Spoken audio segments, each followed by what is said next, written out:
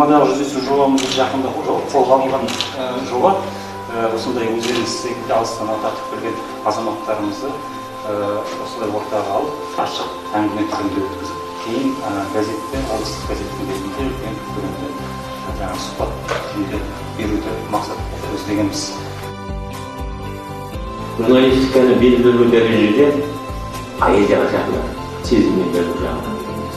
Мен осы кезде жаңа айтып отқан эстетиканың да, жазушылықтың да, ақындықтың да керегі жақсы журналистердің барлығында осы үш қасиет бар ғой деп ойлаймын. Сондықтан өлең оқу керек.